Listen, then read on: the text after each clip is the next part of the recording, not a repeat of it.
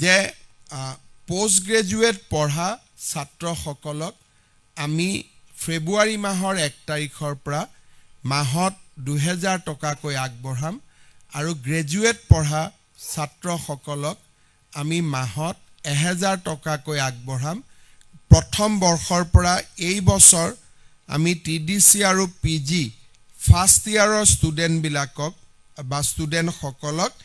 এই আঁচনিত আমি সামৰি ল'ম এই আঁচনিখন সকলোৰে বাবে মুকলি নহ'ব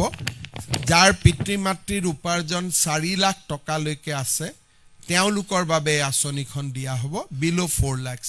চৰকাৰী চাকৰিয়াল আদি এই আঁচনিৰ পৰা বাদ পৰিব ছোৱালীসকলৰ ক্ষেত্ৰত আমি সকলোকে দিছোঁ বাবু আঁচনিত আমি 4 লাখ টকা উপাৰ্জনলৈকে আমি এই আঁচনিৰ সহায় আগবঢ়াম আমাৰ ৰাজ্যত আমি আমাৰ জ্যেষ্ঠ নাগৰিকসকলক আমি 250 টকাকৈ বৃদ্ধ পেঞ্চন দিওঁ জানুৱাৰী মাহৰ পৰা আমি তেওঁলোকক 400 টকাকৈ বৃদ্ধ পেঞ্চন দিয়াৰ সিদ্ধান্ত লৈছোঁ আগতে আমি বৰ্তমান 250 টকা দি আছোঁ আমি